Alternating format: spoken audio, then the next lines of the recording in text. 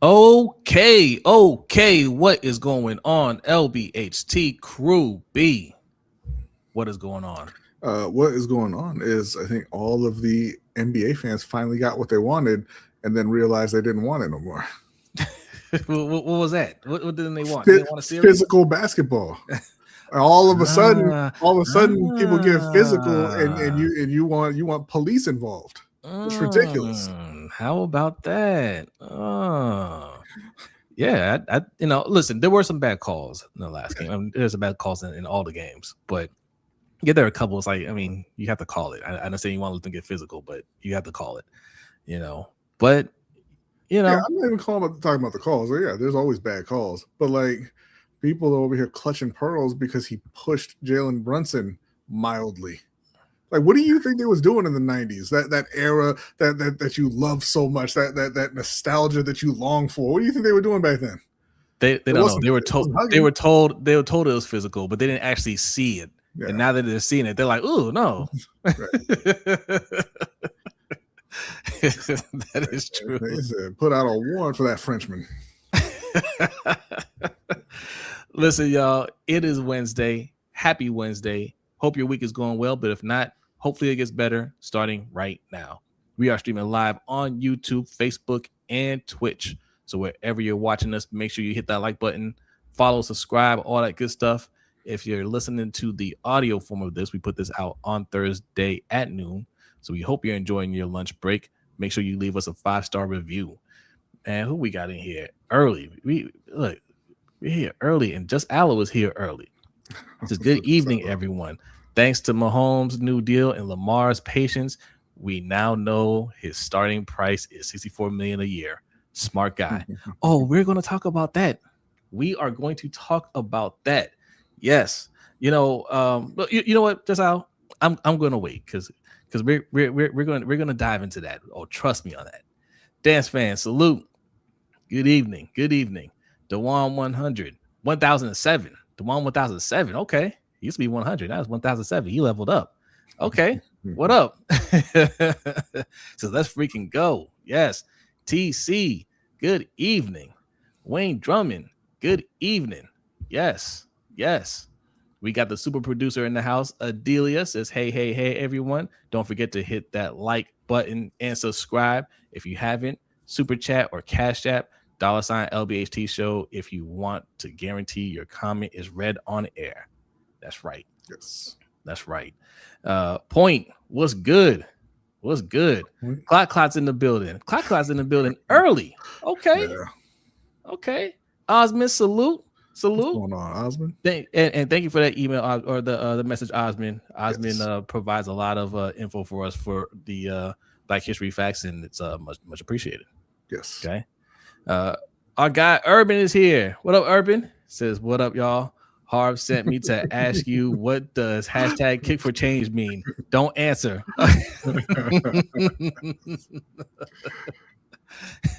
For him, it means kick him out. That's what that means. Kick him out for change.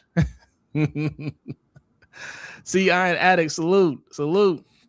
Look who's here, B.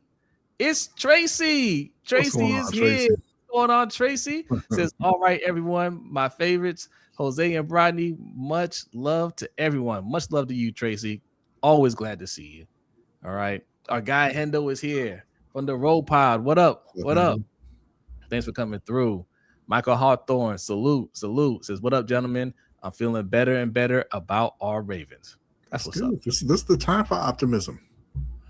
Well, you know what? For me, it's always been the time to criticize because you can actually make the change now, right? Yeah, no, I'm saying, but if you feel like things are good, you go all the way with it. Like if you feel like you got a good squad, you go on 17-0. Right? Listen. For as much as people say we're critical of them, we're hard on them, even you, as a Panthers fan, when we do these preseason predictions, when we do week-to-week picks, we typically pick Ravens. There's been very few times that we haven't picked the Ravens to win a game, right? So, I mean, we think very highly of the team. Y'all mad at us because they don't live up to our expectations.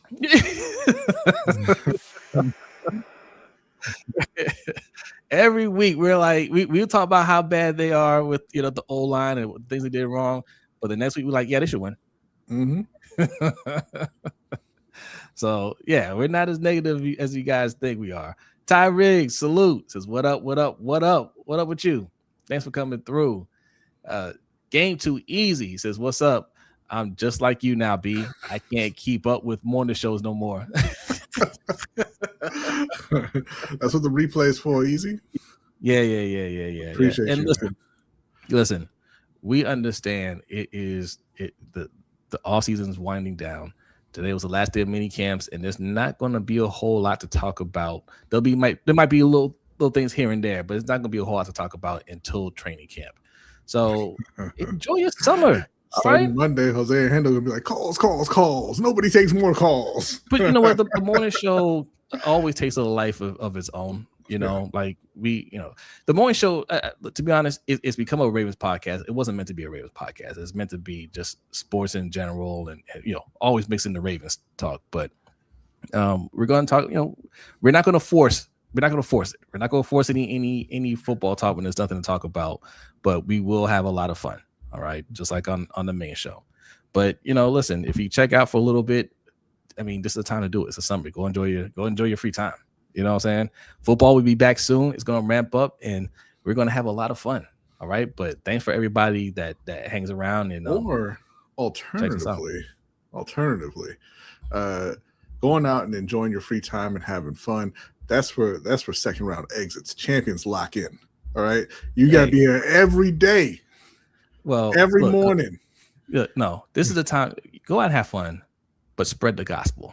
Okay, when you're out there mingling, you say, "Hey, you like football? You like the Ravens?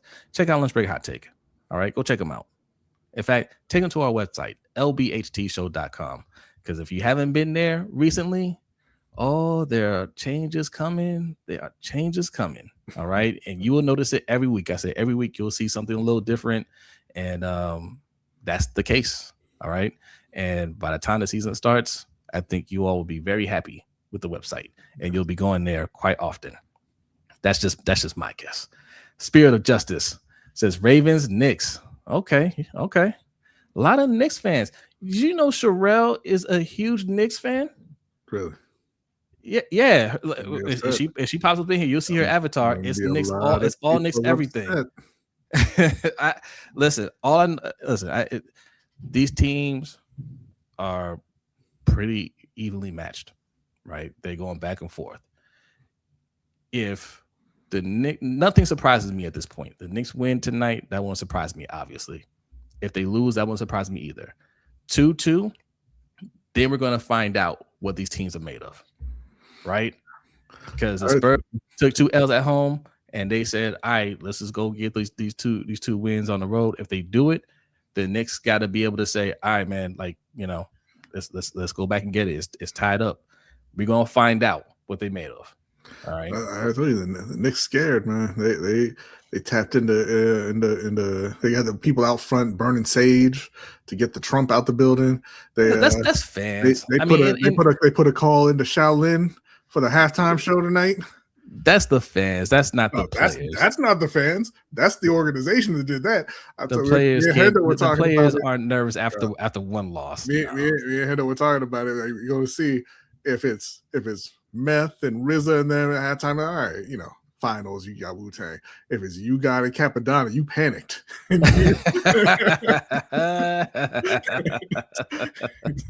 You just send us whoever you got. Don't disrespect the Wu, okay? I'm not disrespecting the Wu. I'm saying, there's a hierarchy.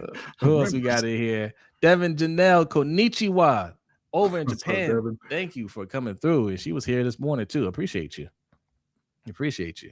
Zeke Hokage, what's good, nephew? Says Jose and Brodny, what's good, unks and everyone? Hey, shout out to you. We got Ryan Christensen in the house. What's up? What's going on, Ryan? Yes, hope all is well with you. Who else is in here? Team Ramey. Salute Team Ramey. And Mom, what's good? Good evening. Thanks for coming through. Ellis, salute. He was also here in the morning. I appreciate the people that rock with us at 6:15 a.m. and come through at 7:45 p.m. Mm-hmm. All right. Says salute, fellas. Patty just reset the market, 65 mil a year. If I'm Lamar, 5 years, 350 mil, 100 million signing bonus, 250 guaranteed. Oh, we're gonna talk about it, Ellis. Yeah, we are going to talk about it for sure.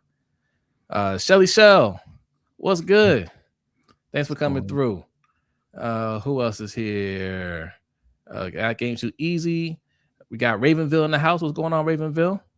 Salute. Let's see.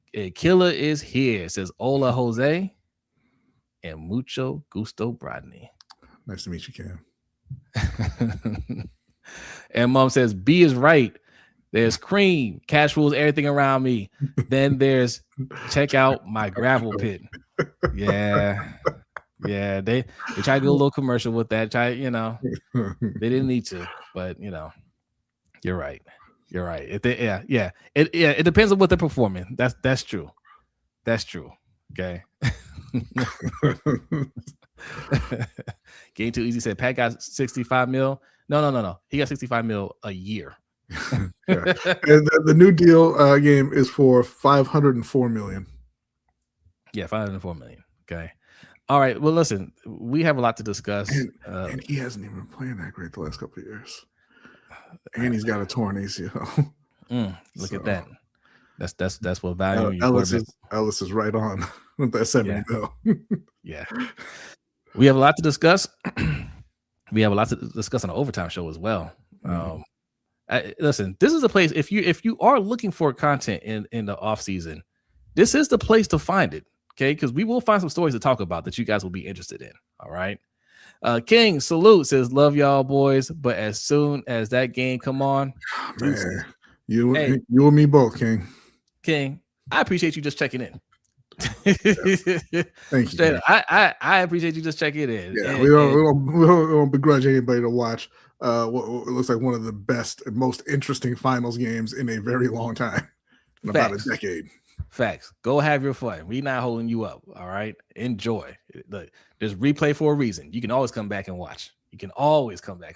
All right. So, all right. We are going to get this show started. But first, we like to start every show with a Black History fact. And B and Nicole have a Black History fact for you.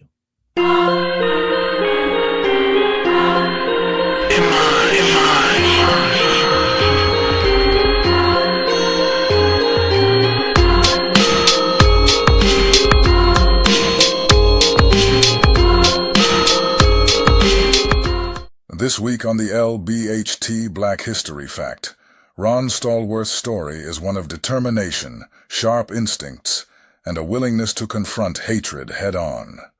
Born in Chicago and raised in El Paso, he grew up far from the world of undercover police work that would later define him.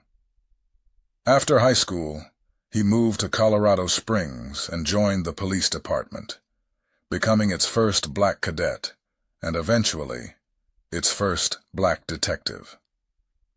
His early assignments in intelligence work sharpened his ability to read people, gather information, and navigate tense situations with calm precision. That skill set led to the operation that made him a historic figure. In 1978, Stallworth answered a newspaper ad recruiting for the Ku Klux Klan, using his real name while posing as a white supremacist. He handled the phone conversations himself, while a white officer stood in for him at in-person meetings. Together, they built a convincing undercover identity that allowed Stallworth to gather intelligence, expose local Klan members, and help prevent potential acts of violence. He even received an official KKK membership card under his own name, a surreal detail that underscores the audacity of the investigation. After leaving Colorado, Stallworth continued a long career in law enforcement across several states, working undercover in narcotics, vice, and organized crime. Decades later, he told his story in the memoir Black Klansman, which became a bestseller and inspired Spike Lee's award-winning film Black K-Klansman. The movie brought global attention to Stallworth's work and highlighted the creativity and courage behind the operation. Today, Stallworth is recognized not just as a pioneering black detective, but as someone who used intelligence and strategy to undermine a violent hate group from the inside. His life reflects a commitment to justice, a refusal to be intimidated, and a legacy that continues to resonate in conversations about policing, racism, and resistance.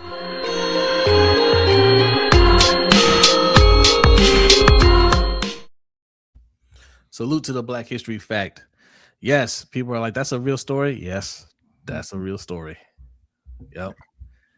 All right, look, let's get right into it.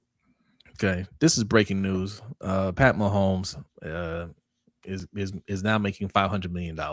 Okay, $500 million. The Chiefs are at, this is from NFL, their official Twitter page. The Chiefs are adding 2 years to Patrick Mahomes' contract, tying him to Kansas City through the 2033 season at a value of $504.75 million. Beginning in 2027, when the new money begins, the deal averages $64 million per year, setting a new NFL record for average annual value. And that's via Adam Schefter and Ian Rappaport. Mm-hmm. So, how do we feel about this? What do you think, B? Worth every penny. He has been one of the best quarterbacks of all time through the this part of his career. He's won 3 Super Bowls already.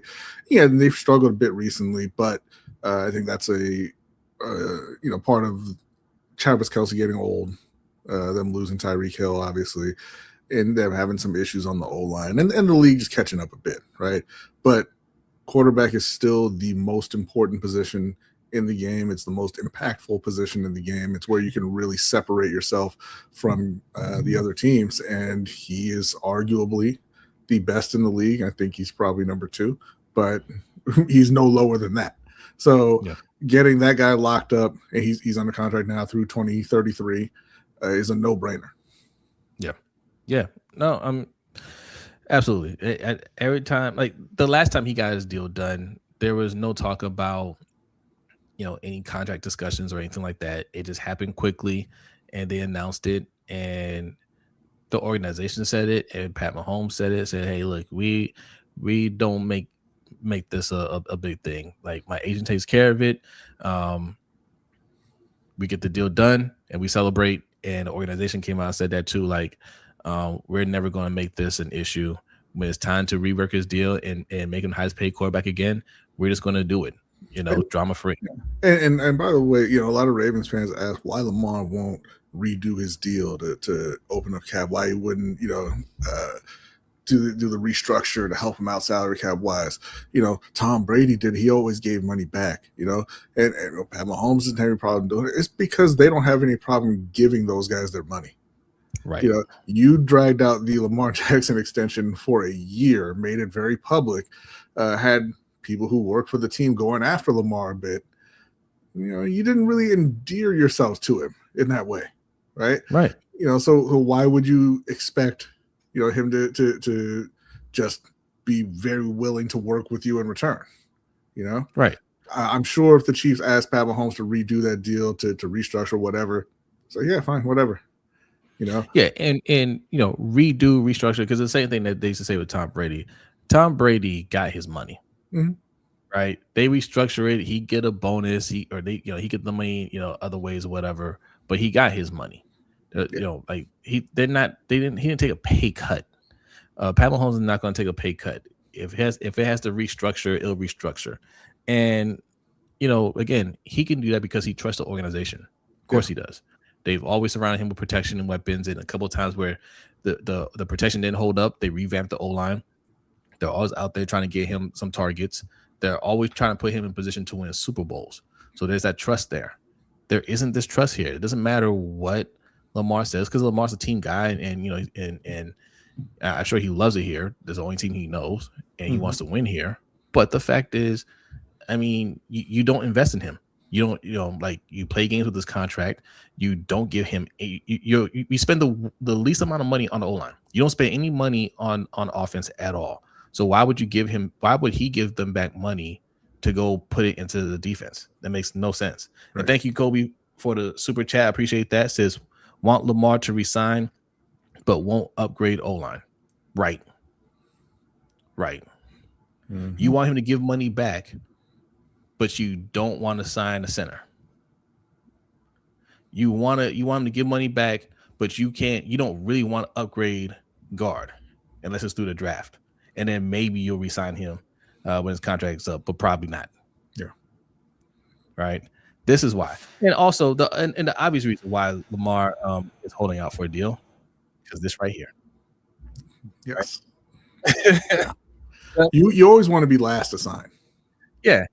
You got other people coming up on deals, and now this is the standard.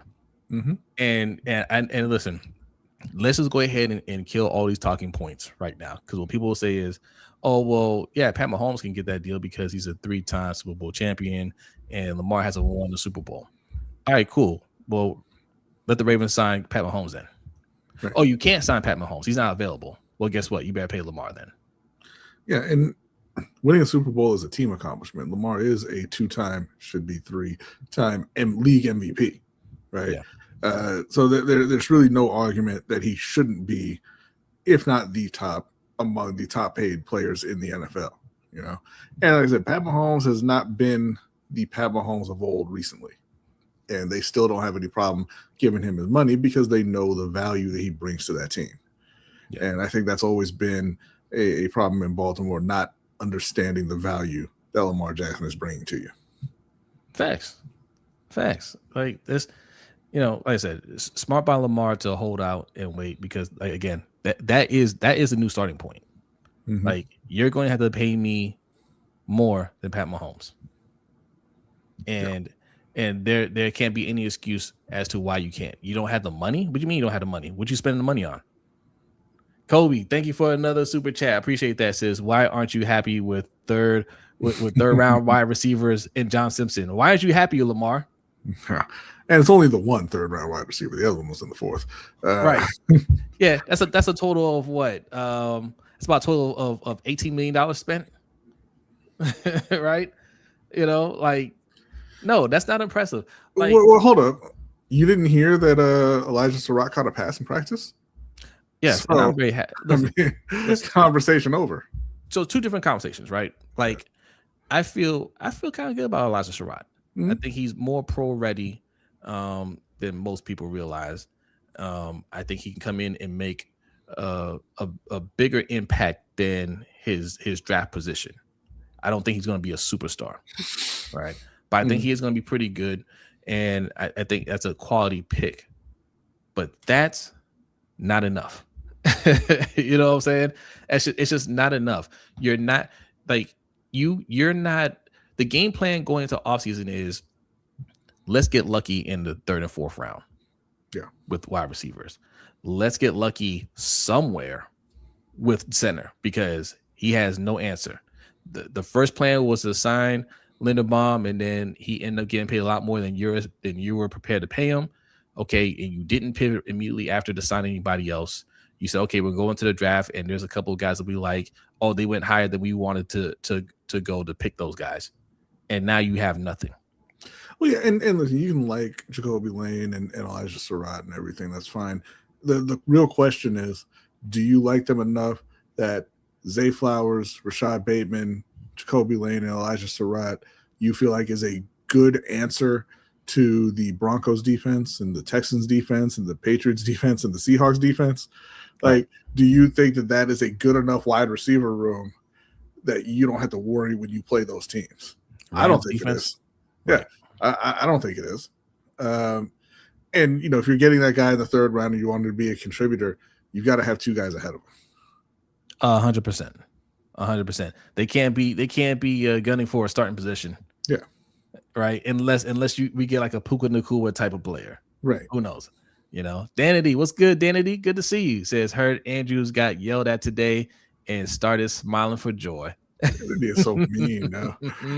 What did he get yelled at for? So I didn't hear. Was it a drop pass?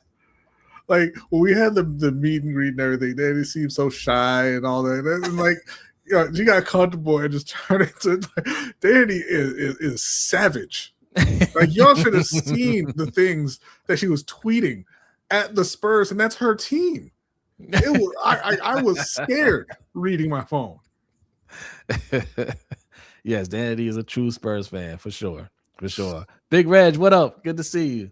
Luke K, I see you in here. So EDC doesn't want to pay Lamar. Oh, he wants to pay Lamar. EDC, the games are over for EDC. This team can't fall apart this year, or he's gone. Yeah, he's gone. They have to be more than just a playoff team. They have to really compete. Steve Bashai is trying to sell this team. He's trying to sell it soon. He wants them to be a Super Bowl champion when he sells them. That's how you get the max value for the team, right? And they have to be within the vicinity before he feels comfortable, you know, starting to put the team on the market. If they fall flat again this year, especially when you have to pay Lamar, then you have to let EDC go. That's business. Like obviously Steve Bashai showed that he's willing to fire his friends, right? And if EDC, who's gambled too much, in my opinion, I think he's taken too many gambles here. If these gambles don't pay off, then man, that's what happens, right? You lose. You know, get off the table. But you know, and still, I don't think that the whole contract thing with Lamar was on EDC. Now, I mean, you're in that position. You're the GM. You're going to take it, right? Like that's just how it is. Yeah. But you know, that comes from the owner. That's the owner saying, "Yeah, we're not giving him that much guaranteed money," and then he's just got to deal with it. Like he's talking about the first time around. Yeah. You know, that's something. I don't think that he has any issue paying Lamar. That has to get approved by Bashadi, how much they're going to give him, and I think that Lamar's probably just not ready to sign yet right now. I don't think there's any hesitation from Eric DaCosta to sign Lamar Jackson long term. Yeah, and thank you, Kobe, for the super chat. Says EDC has an unhealthy need for the market to come to him. He learned it from Ozzy. Yeah, that's a fact. That's a fact. He learned unhealthy from boy Ozzy. Yeah, that came from Ozzy. That's a learned behavior from Ozzy. But Ozzy had that. It's all about nuance, right? We were talking about, you know, okay players to great players. Mm-hmm. You know, they have a lot of the same qualities, but it's those little nuanced things that separate them. And Ozzy knew how to pivot when he messed up. Right? I'll say this. Listen, it is, you know, there is that slight difference there, but I mean, goddamn, like Ray Lewis and Ed Reed fall in your lap. Like that's that. I'm not saying that he wasn't a good GM. I'm not saying he wasn't a great GM. But when those guys just fall to you, you look a lot smarter, regardless. You know? Yeah, but I mean, listen, he had a defense with Ed Reed, Ray Lewis, Haloti Ngata, Terrell Suggs, all playing together. Yeah, you know what I'm saying? Like you have two guys that are probably the greatest at their position of all time, and you have other two Hall of Famers, you know, playing with them. Like that's not normal, right? No, and that's why it's and they did a lot of losing with that defense. They did. They did. You know? He couldn't get it right on offense. Yeah. But he got 2 Super Bowls out of it. You know, he got 2 Super Bowls out of it, and they should have. And listen, and obviously we all love Ozzy. They should have won a lot more than they did. Yeah, they should have been a dynasty. They should have been a dynasty. Absolutely. But, you know, they wasted prime years with Kyle Bowler. Prime years. Did you ever see him throw a ball from his knees, though? Listen, let me tell y'all something, man. That 2000 Ravens defense is considered the greatest defense of all time. I'm telling you, the defenses that came after with Ed Reed on them were better than those defenses. Yeah. And if we had a quarterback, if we had Steve McNair a couple years prior, you know, we could have won back-to-back Super Bowls easily. Those defenses were dominant. Yeah. Dominant. Jonathan Ogden, too. Yep. Osmond says the most egregious EDC move this offseason was not paying Tyler Linderbaum his money. Listen, you know, people are going to argue with us and you can't pay a center $27 million. I mean, I'm just looking at the roster and how you feel about that now. Yeah. Right? You feel like If it doesn't work out, and I am not hoping for this, but if it doesn't work out and Lamar is getting blown up because the rush is coming from the middle, are you going to be saying, well, at least we say $27 million? You don't get any of that money, right? Yeah. Saying that $20 million isn't going to get you a discount to the games. It's not going to get you a discount on jerseys. It does nothing for you. It does absolutely nothing for you. So what do you care if he gets it? It's not even the owner's money. It's not the team's money. That's the player's money. That comes from the player's pool. What do you care? And you know what else you couldn't? You couldn't pay a quarterback $500 million either until somebody did. That's the only reason that people say you can't do it is because nobody had done it before. That's it. Yeah. You know, you couldn't pay a wide receiver $40 million or an edge rusher $40 million until those teams did. Yeah. And they're going to be just fine. Yeah. Why did the Ravens even gamble on Bowler? Because here's what the Ravens do. You have a coach that hasn't proven himself, but he wins a Super Bowl, and then you give him carte blanche. He has power to do whatever he wants, and that's what happened with Brian Billett, right? He won a Super Bowl, and he was like, I want to do things my way. Look, I won a Super Bowl. You should trust me. And I don't know what his relationship was with Kyle Bowler. There are rumors that he was dating his daughter, and there's all kinds of rumors. Like that was his his son, right? But he wouldn't give up on Kyle Bowler. It's one of those things where I want to be right about this guy, and I'm not going to give up on him, even if it's to the detriment of my team. And the team never pivoted from Billick when they should have, right? They should have said, listen, you got to get rid of this guy or you got to go. And they waited way too long for that to happen. Way too long. Same thing with John Harbaugh. John Harbaugh went to the Super Bowl and it's like, okay, that's our guy. And, we want to stick with him. We don't want to move on from him. Harbaugh should have been fired a long time ago. 8 years ago, in fact. Yeah. And I saw somebody in the chat say it's hard when Tom Brady's in the league, referring to why the Ravens kind of didn't win more. From their first Super Bowl to their second Super Bowl, they went to the playoffs 7 times. They lost to the Patriots twice. It wasn't Tom Brady that kept them from winning. No, it was the offense. They almost beat Tom Brady with Kyle Bowler that year. They went undefeated. Yeah. Right. Like they never had a problem with the Patriots. I mean, they had a problem on offense, but defense, like it was never a problem. That's why when we got to the Super Bowl and we had to go through the Patriots in Foxborough, that wasn't a problem. It's like, oh, is that your will right there? Let me take that from you. I'll take Stephen Ridley's career while I'm at it. Joy Boy, what's good? Salute to you. Danny D says Harbaugh was sabotaging. Imani, what's good? Good evening, says, and they are saying Bullock not even standing out. I, for one, am shocked. I can't believe it. That's crazy. I cannot believe it. I can't believe that players who weren't evaluated high aren't playing at a high level. That's shocking. At a position that they haven't played before.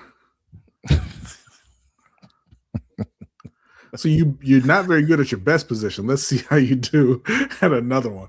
Oh, man. Not too good. We made a mistake. So I wonder why Danny Pinter hasn't been a starter all these years. Politics. No, man, it's probably just he's not very good. Can you put up a poll? I want to do a quick poll.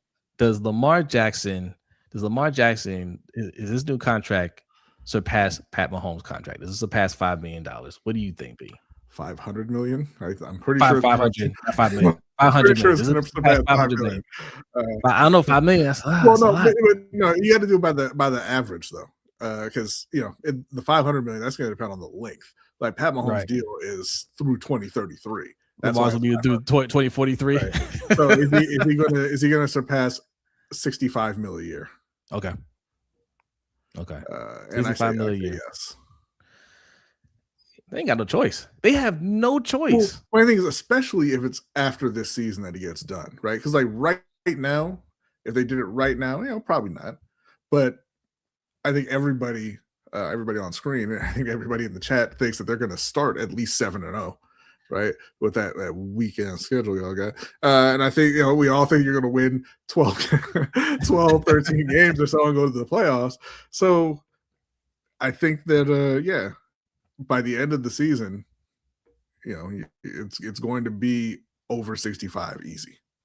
But see, what you said right there, that's the problem I have with the organization, and that's the difference between this organization and the Chiefs organization. You said if it were to happen right now, probably not.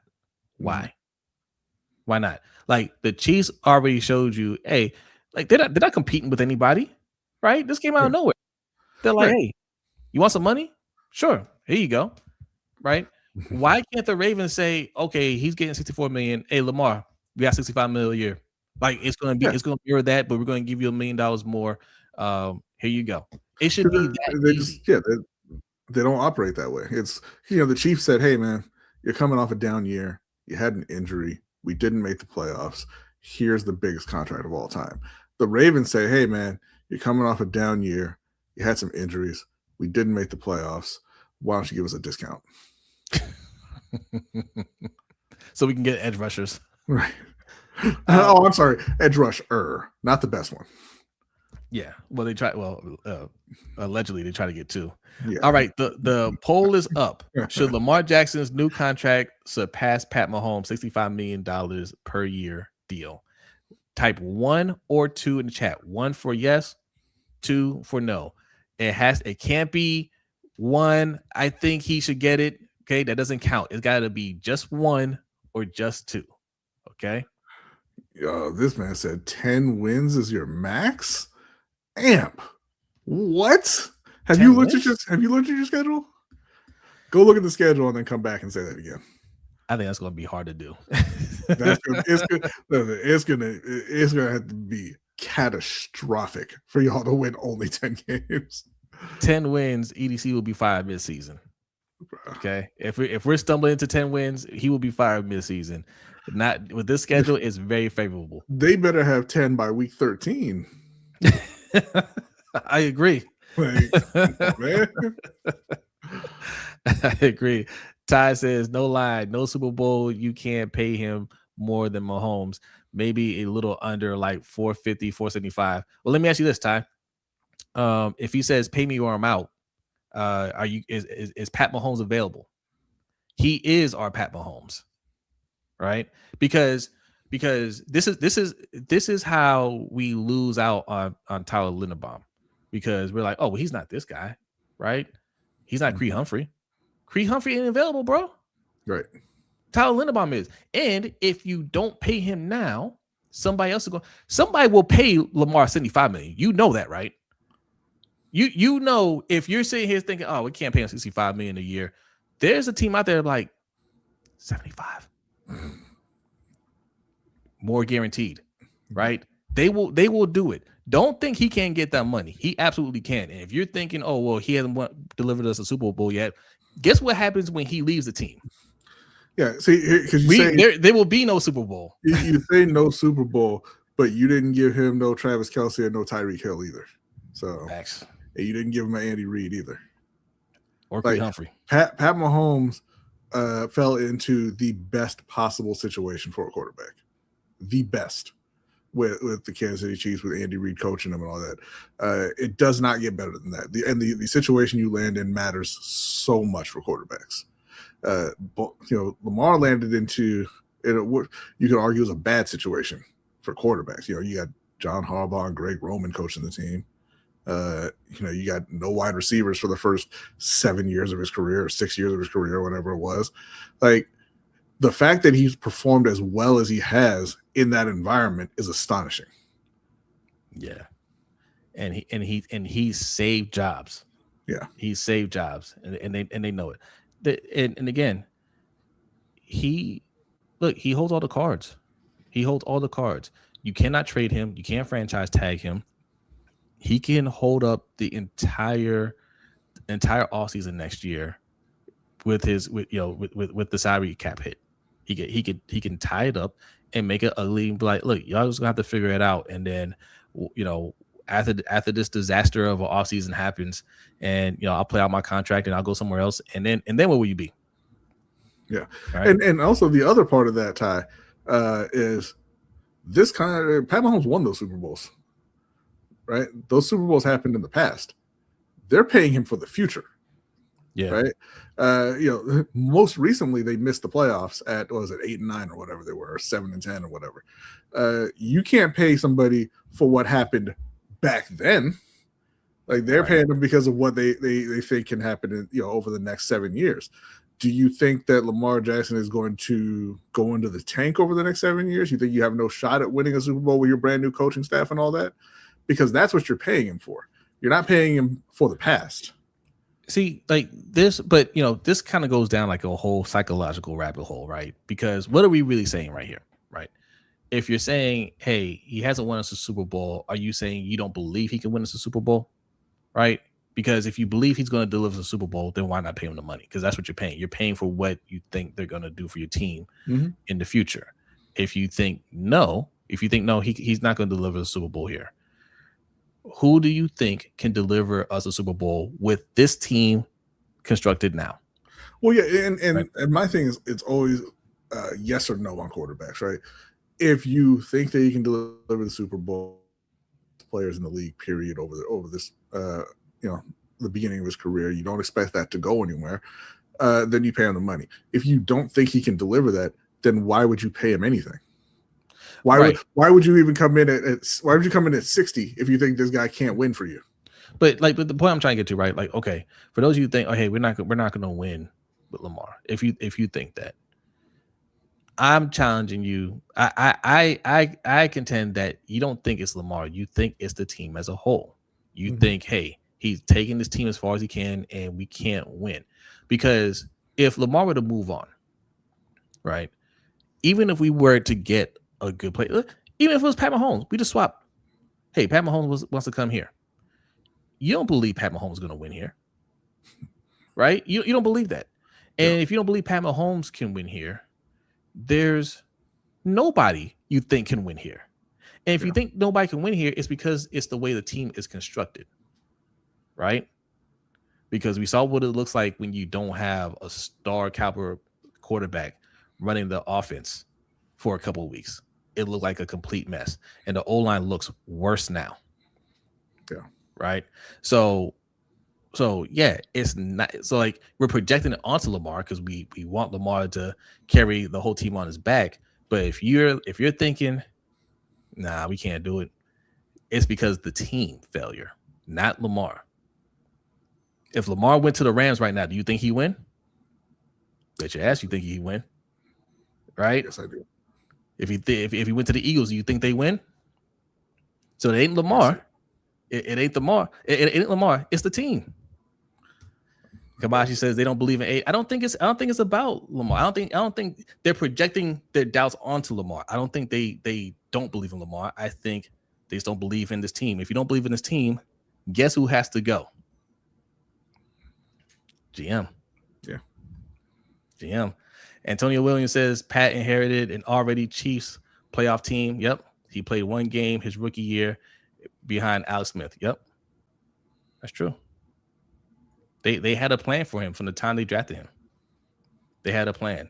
They told Alex Smith, look, you're here for a year, and then it's gonna be Pat's team. Alex said, cool. I'm cool with it. And I'm going to help him out. I'm going to be a great mentor to him and everything. And he's going to just jump right in and take over. And that's exactly what he did. Yeah. And they built a great team around him. You have to have great players around you to win. This is a team sport. It's the ultimate team sport. Mm-hmm. Neuropsych Sports, what's good? Says when they rush in against Houston, it was clear Lamar is the best in the league. A single player keeping the franchise alive and competitive. Yeah. They did a number on your boy Cooper. DDSQ was good. It says by that logic, Sam Darnold deserves $65 million. Hey man, Sam Darnold deserves it all. Let's Seattle pay him 65. But no, that's not the same logic I'm using. DDSQ. No, he's talking about Ty because Sam won a Super Bowl. Oh. Yeah. I'm just saying, like, okay, yeah. Because I'm just saying. And you know why DDSQ said it. So DDSQ is fighting for his life in these Baker negotiations. DDSQ gonna be a sad man when they pay him $58 million in a couple of weeks. Media been reporting O-line giving up free rushes. I haven't heard anything about the minicamp today. I caught a little bit of Coach's stream yesterday, but again, I'm not panicking yet. As much as I criticize the lack of moves on the O-line, I'm not panicking yet because there's only so much contact you can do in OTAs and minicamp. You know what I mean? All that tells me is, okay, we got some quick D linemen. They're getting around them a little bit, but once they're able to get physical, we talked about that last week. Like, hey, that's fine. If you're still hearing that throughout training camp, then it's an issue. Yeah. Right now, it's whatever. Yeah. That what's going on right now, that doesn't bother me. I'm not concerned about that. All right. So don't say I haven't been fair. Okay. If the centers aren't looking good right now, I mean, I don't expect them to look good at all. That's just me. But right now, I'm not judging them off of right now. I'm not. They're just getting some workout, and that's fine. That's fine. But when the pads come on, and then when we get to see them a little bit in preseason, when me and Hendo and maybe B go out to a practice and we get to put eyes on them, okay, that then we'll know whether we're okay or if it's time to panic. All right. And I still believe, there's a move that they're kind of sitting on, just in case. Like, okay, they told somebody's agent, hey, tell you guys stand by the phone.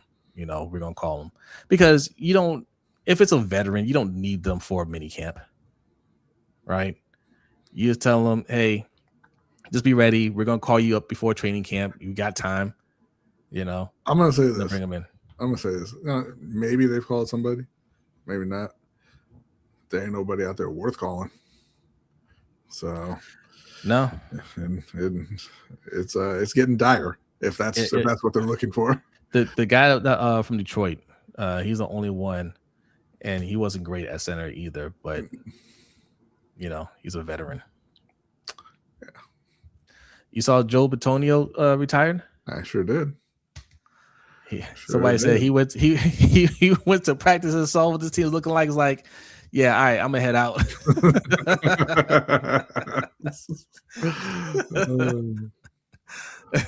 Frank can't come back. Frank Ragnow? No, it wasn't Frank Ragnow. It was Glasgow. Glasgow, yeah, Graham Glasgow. Frank Ragnow, I think, was he hurt last year? Because Glasgow was retired, and then he tried to come back, but he couldn't get cleared. Yeah. What up, Nitro? Says hello, fellas. Let's do this. Yes. Antonio says, conversely, the Ravens missed the playoffs 4 out of 5 seasons prior to drafting Lamar in 2018. Was 4 or 5 with Flacco till Lamar led them to the playoffs as a rookie with a 6-1 record. Yeah, we know this. We all know this, Antonio. And yes. And that's to our point, right? Like, Lamar has put this team on his back, and all the expectation is on Lamar. It's all on Lamar. That's why that's our mantra. #defund the defense, which means stop spending all your money on defense, invest in the offense, right? Because the expectation is on Lamar. If you don't think Lamar can win, it's not Lamar, it's the team. Because you don't believe there's any other quarterback in the league that could come in here with the team as constructed and think they can win a Super Bowl. What will happen is, if Lamar were to leave, and we've seen this happen before, right? Quarterback leaves, and when the new quarterback comes in, then everybody's like, "Yo, we gotta protect this guy. Yo, we gotta get him some weapons. Like you're giving him nothing to work with. We gave the last guy nothing to work with." Yeah, that's different. Yeah. So, all right, the poll, we can lock the poll here. It's 77% yes and 2% Ty Riggs no. I'm messing with you, Ty. Okay, so look, we have a few things to go over, and I don't know. Is there anything out of Panthers minicamp? There is, in know. fact, Okay. news coming out of Panthers minicamp. Fantastic news. Okay. So, Okay. yeah, we talked before about Jalen Phillips, and now he's kind of, bringing some attitude to the practice and making it more lively and all that. And Bryce Young was, stepping into those leader shoes and kind of cussing people out when they weren't locked in enough for his liking. Dropping passes out there and everything. Talked about Jonathan Brooks and how he's been looking recently. Mm-hmm. But there is another man who's out there on a daily basis and just putting in work. And my man's name is Xavier Legette. I'm about to say, so my man Xavier XL, my man XL.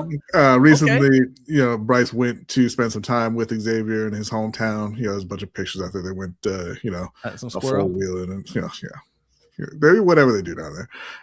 And Xavier's made a couple of catches in practice. He's gotten open over the middle and everything.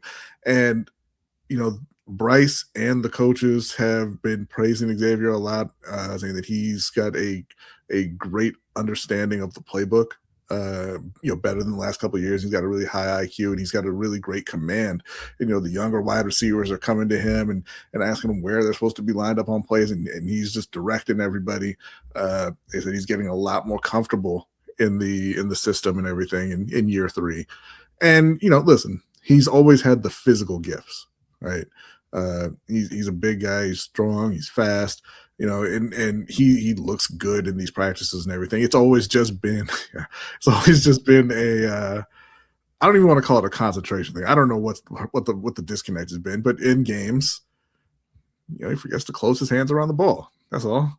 So if that is a mental hurdle that he can get over, then he can absolutely come in there and contribute and kind of be closer to what they thought he would be when they drafted him a few years ago. I'm not gonna lie. I saw, all teams' accounts, they put out, highlights of practice and whatnot. Propaganda, yeah. And I can't remember if it was the team or it was like a local reporter, but they're like, yeah, they really get out, putting in some work, and it was like a wide receiver drill. And I'm not gonna lie, I thought they were getting ready to mock him. I thought he was gonna run the route and drop the pass, but he caught it. I was like, oh, okay, yeah, all right, yeah, all right. He catching passes out here. Batcher says at least he's not Bateman. Listen, he never had a season like Bateman either, though.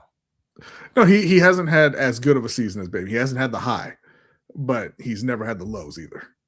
Yeah, that's true. Both of his seasons were better than what Bateman did last year. But that's neither here nor there. Like, like we were talking about with Baltimore and the 3rd and 4th round receivers and everything, and having them contribute, right? Carolina's got Tedero McMillan. He's looking fantastic, by the way. He's back and he's ready to go. They've got Jalen Coker as the number 2, right? They just drafted Brazel in the 3rd round. And if Xavier Legette can really kind of get over that, whatever it's been the last couple of years, those drops and everything, and they can have him contributing, and then sometimes it's Brazel, because you don't expect him to come in and carry the offense.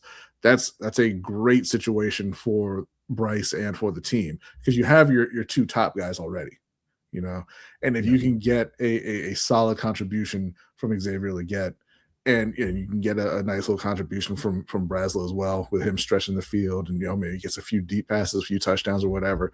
They're in a fantastic place moving forward, and that's kind of what you should be looking for when you draft guys in the 3rd and 4th round. Not guys to come in and be like, man, he's going to be 700-800 yards, our number 2 receiver, blah blah blah. You should be looking for them to just make plays in spots where they get their opportunities, right? Kind of like what we were looking for with Jimmy Horn, who didn't get to play a lot, right? Obviously, he was a 6th round pick. He had to earn every single snap on the field. But you want to see him. He made some plays when he had those opportunities. He made some timely plays for the offense. So Brazel can come in and do that. And what I like about Jimmy Horn? Well. Mm-hmm. Jimmy Horn at the beginning of last year said he has to earn his way on the team, and he didn't set any lofty goals. He was like, look, if I get a few catches, couple 100 yards, that's progress, and I'm going to work my way from there. So he understood, he had to really, work his way up the ladder, and that's what he's doing. Yeah. When Nitro says, for real, orcas really eat moose. Okay. I think orca will eat anything just to show you. Yeah, Like, it's not, they don't think it tastes good, but they're just like, just so you know. I don't think you want to test his palate. Yeah, you have to have it's important to have those guys at the top, and we talk about that all the time with Baltimore. Them needing a running mate with Zay, but you have to have guys throughout the depth chart as well. And I think Lane and Surratt can be those guys. They're just missing that number 2 right now, and hopefully Bateman can turn things around. But it's a big question mark for them. Carolina, on the other hand, you've got the number 2, you got the 1 and the 2 there, and they just drafted Brazel to be 3, and if Xavier can get things turned around and also contribute, and they can be 3A and 3B, then that puts you in a great spot. Yeah. Speaking of Tetaroa, he's not participating in any of the mini camps right now. I know he's working. He's doing individual stuff. But I'm saying he looks great. He's the rookie of the year. He's the man. Well, he said he feels great now, but he'll be ready for training camp. I don't think there's any issue there. There seems to be a huge update here, B. What's that? YouTube now has DMs. Oh, okay. Right. So for those of you who don't know, YouTube used to have DMs, and then they got rid of them. You used to be able to message people on YouTube a long time ago. This is back before when the algorithm was different, and they used to actually pay YouTubers more for what they're worth and not steal half of their money, and all that stuff. You used to be able to do that, so they decided to bring it back. Good for them, I guess. Good for them. Sure. Sure. Cool. You can contact us on Twitter, Instagram, Facebook at LBHTShow, okay? Or you can send us an email, LBHTShow at gmail.com. All right. So, all right. Anything else? Is that all the Panthers updates? It's 5-2 Spurs. Oh, the game's. Oh, that's right. Yeah. Yeah. All right. 5-2 Spurs. 11 minutes left. Did your president show up this time? I don't think I have a president. There are 2 people I hear that New York fans really don't want there. One is Trump. The other, Stephen A. Smith. Did you hear what he said the other day? What? He I don't know how it got on that subject. I don't know if he brought it up, but he said, "Oh, if they win, I wouldn't want a ring." I didn't, I don't think I've done enough to get a ring for the team. I wouldn't get that. I think Spike should get a ring before me. Was that a? Tell you what, ain't neither one of you getting a ring, so don't worry about it. Why would you think you were getting a ring, Stephen A. Smith? Because he's Stephen A. Smith. I hate that dude. I hate that guy so much. I hate him so much. Me too. I cannot stand that man. I did see, however, that Donald Trump called him low IQ, and Stephen found his inside voice. He wasn't screaming in his response after that. Well, whatever. Look at that. No ether track this time around. Mm-mm. Oh, okay. No turn my mic up. Oh, okay. That's only for the black. No. You don't want to make an enemy out of me. That's only for the black. Yeah. It's funny because isn't that what he tried to accuse LeBron of? Oh, you going at me, a black man, about that, but you ain't talk to this person that way. All right, man. Well, get at Trump. Everybody hate Trump. Go ahead and say something about him. Go ahead. That's an easy layup. Go ahead. Right. See if it ain't got no backbone. I don't respect that man. I don't. That's one person. Like, there are a few people I don't like in media. I don't like their takes, but I don't dislike them as people. If I see them, we can shake hands, whatever. I wouldn't shake Stephen A. Smith's hand. I would not, and I'll tell him why too. I'm sorry, yo, you're too much of a seller. I can't respect you. Right. What people say when they mean disrespect? Respectfully. All due respect, Steven. Respectfully, I don't respect you. All due respect, you. Boom. Okay. Listen. It's time. It's time to talk some FIFA. The World Cup is here. Adelia is here to guide us through the World Cup discussion. You want to be informed. It's only the biggest event in the world. I can see some of you right now when you're we're talking soccer. Listen, because I've seen this. I see it every 4 years. We roll our eyes and we don't want to talk about soccer. But then when the World Cup is here, you want to know what's going on and you want to sound like you know what's going on. You don't want to sound like a casual, but you have no idea what's going on. And you sound like the very people that you hate talking to about football that don't know what they're talking about. I'll tell you don't be that person. I'll tell you what. Okay. Only in the summer every 4 years, we're not talking about soccer. We're talking about football. Okay. Yes. We're talking football.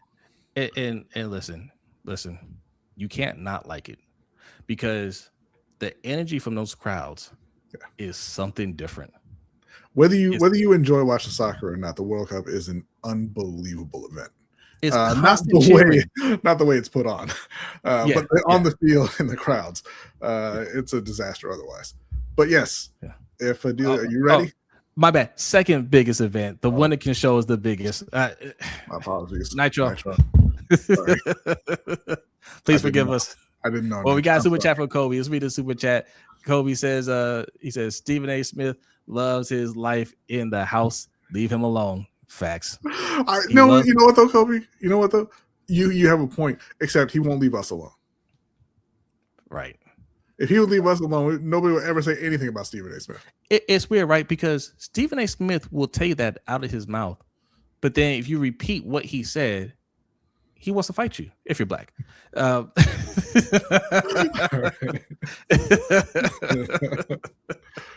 All right.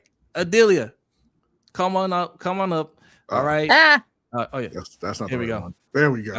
There's the right one. Okay. Tell us what we need to know about the World Cup. Has it started already? Or are we still tomorrow? It starts tomorrow. Noon Pacific, 3 yes. Eastern is the first game. It's Mexico versus South Africa, which ironically enough is the same first game as it was in 2010 when the World Cup was in South Africa. And both teams are coached by the same guy they were coached by 16 years ago. I've yet to decide if that is a good thing or a bad thing for either team. Probably a good thing for South Africa. Not sure about Mexico.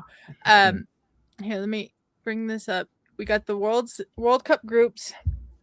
Group A is the one that kicks off tomorrow. Mexico kicking off the tournament at the Estadio Azteca. The home crowd will probably be deafening. Okay. They will be very, very up for that game. The other group tomorrow is Korea Republic versus Czechia. Those are their names according to FIFA. We know them as South Korea and the Czech Republic, most likely.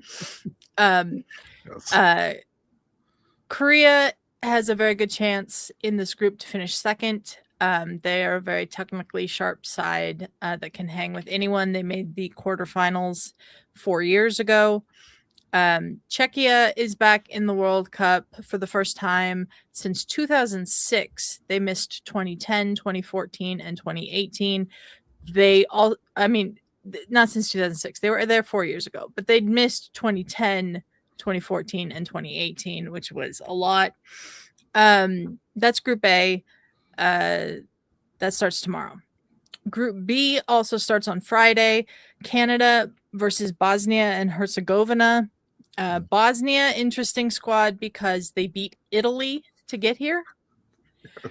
Italy, who won the World Cup in 2006, went out in the group stage in 2010 and has now missed 3 straight World Cups.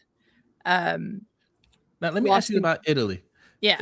I heard, is it true that Italy and Trump were trying to find a way to kick Iran out of the World Cup and have them take Iran's place?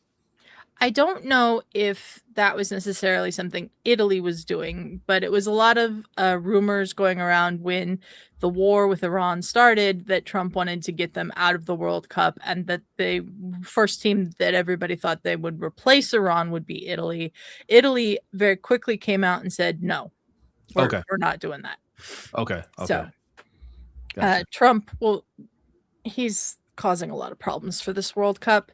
He's denying visas to officials. He denied a visa to a Somali referee the other day because they said he's got ties to terrorist groups that FIFA said was news to them. He said the Somali referee is back in Somalia now and got a hero's welcome, even though he didn't do anything at the World Cup. Yeah.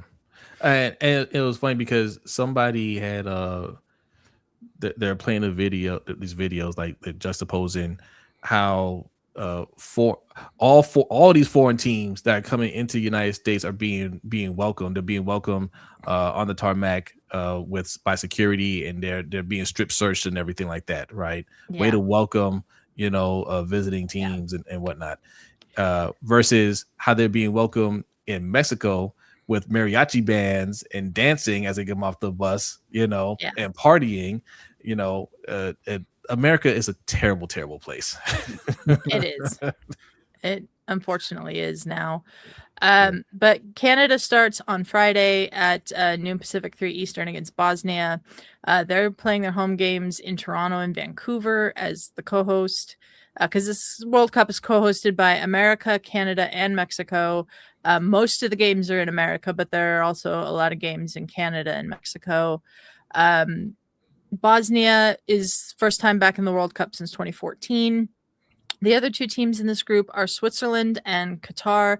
Qatar went winless on home soil in 2022. Switzerland is the highest ranked team in the group, expected to win the group, and is one of the most proven tournament sides in world football. So I'm looking forward to seeing how that group plays out. And then also on Friday at 6 o'clock Pacific, 9 o'clock Eastern, the U.S. starts their World Cup against Paraguay. It's at SoFi Stadium in Los Angeles. This has been the subject of a lot of debate because the ticket costs are absurd. I don't believe this game's sold out yet either.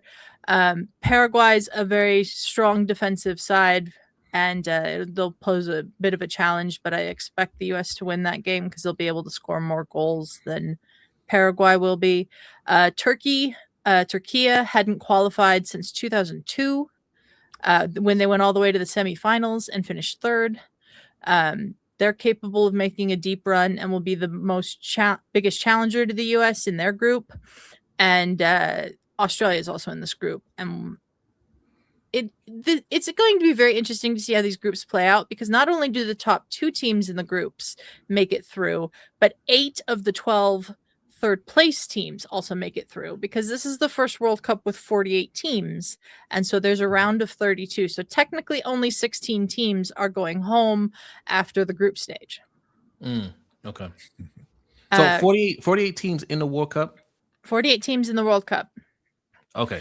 A lot of people have complained about this, saying there's too many teams, and that some of the smaller nations that qualified, which we'll get to in a minute, shouldn't be here because they are only here because they expanded the teams. But a lot of those smaller nations won their qualifying groups, earned their way here. It's teams like Turkey. It's teams like, Italy would have been, Bosnia, that made their way through playoffs to get into the World Cup, and that would only have been in playoffs. Sweden's another one that would only have been in playoffs because they expanded the World Cup. So, yeah, I was gonna say, like, you can try to make that argument if you want, but Italy didn't make it, so yeah, everybody has to earn their way into the World Cup. Yeah, yes, each team gets 3 games in the first round, so they'll play each of their opponents in the group. The U.S. will play Paraguay first, then Australia, and then finish against Turkey, which again is the name of the country and the name FIFA goes by. So we expect to hear that name a lot more than Turkey over the next few weeks. This will be a really competitive group. The US's group, they got the hardest of the host nation groups, but I expect the US to come out of it. And then Group C, we skipped over because for some reason the host nation groups are A, B, and D. Group C is Brazil, Morocco, Haiti, and Scotland. You would think Brazil is the favorite in this group, but Morocco made the semifinals in 2022 and are the reigning AFCON champions, even though they technically lost that match to Senegal. We talked about that on the overtime show. Yes. Scotland is back at the World Cup for the first time in 28 years, and their opener is against Haiti, who are making their first World Cup appearance in a long, long time. So this is one of the most intriguing early matches. The Haitian fans and the Scottish fans in the same stadium should be pretty interesting. Morocco opens against Brazil. That's one of the biggest games of the group stage, if you ask me. And then Group E, Germany, Curacao, Cote d'Ivoire, which is what they call Ivory Coast, and Ecuador. Germany has something to prove because they went out in the group stage in 2022. They've got a younger squad. They should be pretty formidable. Curacao is a Caribbean island that has just a population of 155,000 people. They qualified on their own merit to make them the smallest nation by population to ever reach a World Cup finals. That's going to be a fun match. Ivory Coast is a very fun team to watch, and Ecuador is one of the best defensive teams in the world, if not the best. I'd consider Ecuador a dark horse for when they make it to the knockout rounds, because I expect Germany, Ivory Coast, and Ecuador to all somehow find a way out of this group. And then Group F, Netherlands, Japan, Sweden, and Tunisia. The Netherlands is loaded with a lot of talent.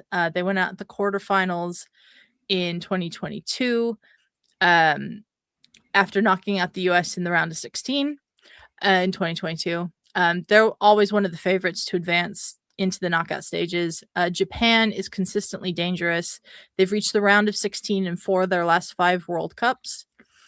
Tunisia has one of the most exciting young African midfielders in the game in Hannibal, and Sweden needed the playoffs. His name is Hannibal? His name is Hannibal. Is he like a one-name person, or? I believe there's more to his name, but I don't. Okay. I just wrote down Hannibal because that's what I know him as. Okay. And Sweden returns after missing the last World Cup. They've got a couple of really good strikers, but their defense leaves some.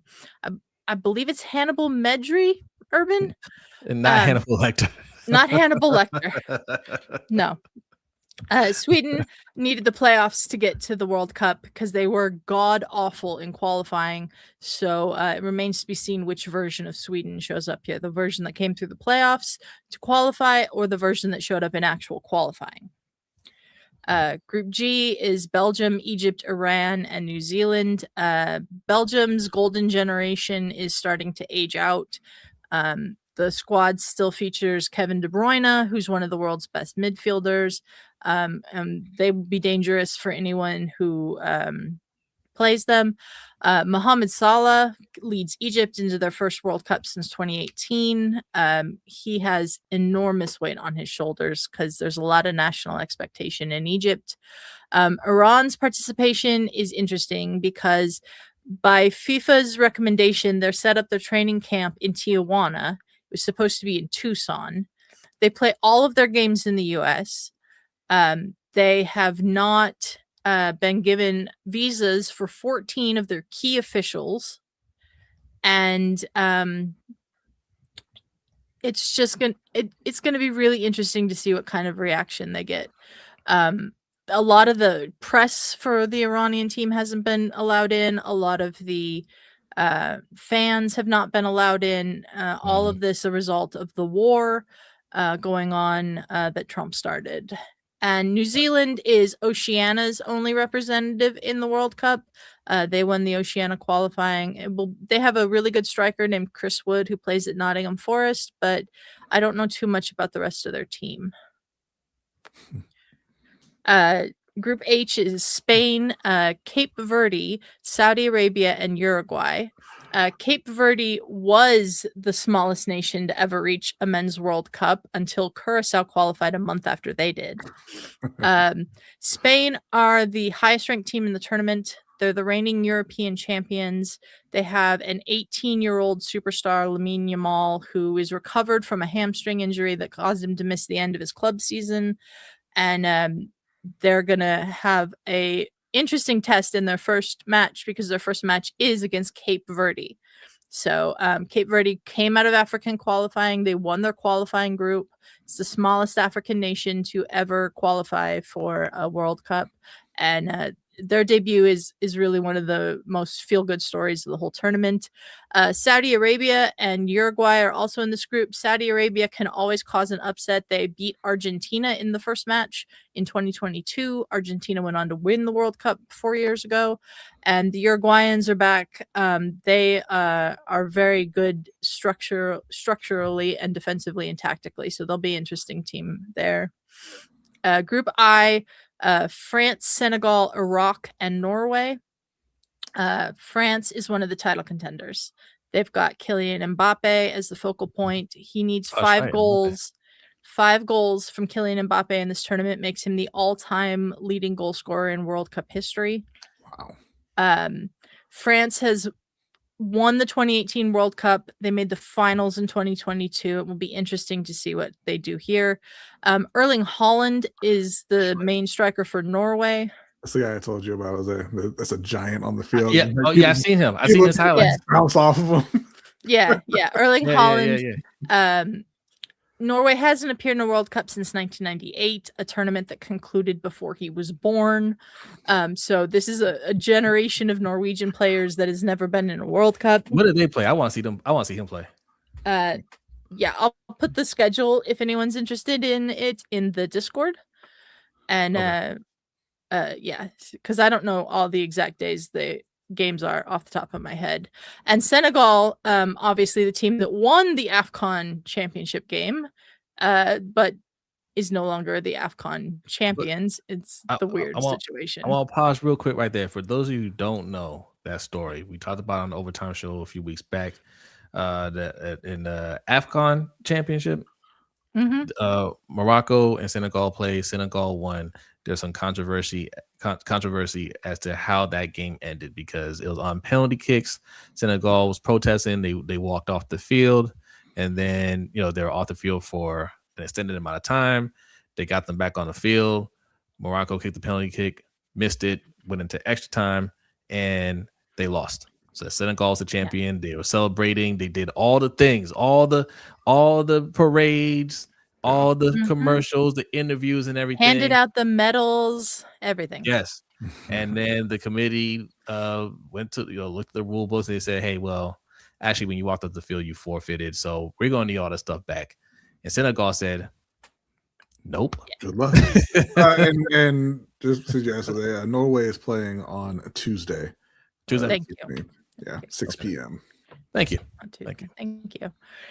So Senegal, always capable of an upset. They've got Sadio Mane, who is a little bit older now, but one of the best wingers in the world. And Iraq is also back at the World Cup for the first time in 40 years. There's a lot of that this World Cup because of the expanded World Cup. It's also why we're into Group J, which is something that's never happened at a World Cup before. This one was also almost the group of alliteration. It's Argentina, Algeria, Austria, and Jordan. Defending champions Argentina are chasing back-to-back titles, which is something that's very hard to do.